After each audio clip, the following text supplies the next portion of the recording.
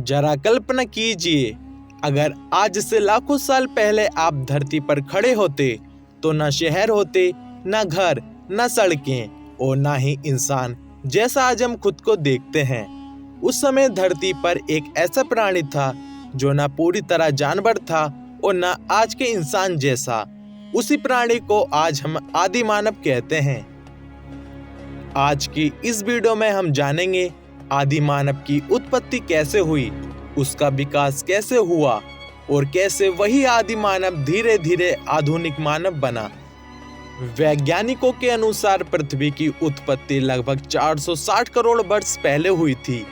शुरुआत में पृथ्वी बहुत गर्म थी, चारों तरफ लावा, धुआं और जहरीली गैसें थीं। उस समय जीवन की कल्पना भी नहीं की जा सकती थी। धीरे धीरे पृथ्वी ठंडी हुई, पानी बना, समुद्र बने और फिर जीवन की शुरुआत हुई। सबसे पहले छोटे जीव, फिर मछलियां, फिर जानवर और बहुत लंबे समय के बाद मानव जैसा प्राणी अस्तित्व में आया। वैज्ञानिकों का मानना है कि मानव की उत्पत्ति अफ्रीका महाद्वीप में हुई। यहीं पर सबसे पहले मानव जैसी खोपड़ियां और हड्डियां मिली हैं। इसलिए अफ्रीका को मानव जाति की जन्मभूमि भी कहा जाता है। मानव और बंदर का पूर्वज एक ही था, लेकिन समय के साथ साथ दोनों का रास्ता अलग अलग हो गया। आदि मानव ना तो आज जैसा इंसान था और ना पूरी तरह जानवर। उसका शरीर बालों से ढका होता था, चेहरा चौड़ा, नाक चपटी और जबड़ा बाहर की ओर निकला होता था। वह सीधे खड़े होने की कोशिश करता था, लेकिन पूरी तरह नहीं चल पाता था। यही सीधा चलना मानव विकास की सबसे बड़ी शुरुआत थी। अब हम आदि मानव के विकास को क्रम से समझते हैं।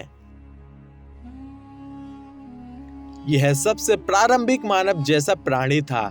यह लगभग 40 लाख वर्ष पहले पाया जाता था। यह 2 पैरों पर चलता था, दिमाग छोटा था, जंगलों और खुले मैदानों में रहता था। यह पूरी तरह इंसान नहीं था, लेकिन बंदर से अलग जरूर था।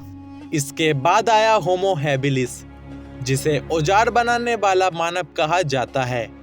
यह पत्थर के सरल औजार बनाता था, जानवरों की हड्डियों से मांस निकालता था, दिमाग थोड़ा विकसित था। यहीं से मानव ने सोचना और समझना शुरू किया। होमो इरेक्टस का मतलब है सीधे खड़े होने वाला मानव। यह पूरी तरह सीधा चलता था, आग का प्रयोग करता था, समूह में रहता था। आग की खोज ने मानव जीवन बदल दिया। अब वह ठंड से बच सकता था, जंगली जानवरों से डर कम हुआ और भोजन पकाकर खाने लगा। निएंडरथल मानव बहुत ताकतवर था। यह ठंडे इलाकों में रहता था, शिकार करना जानता था, गुफाओं में रहता था, बीमार और मृत लोगों की देखभाल भी करता था।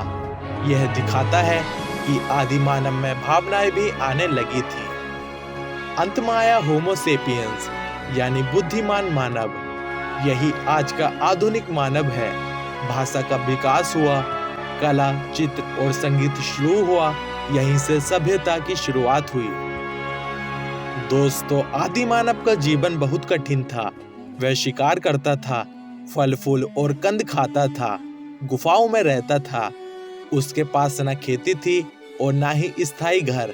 लेकिन समय के साथ साथ उसने सीखना शुरू किया।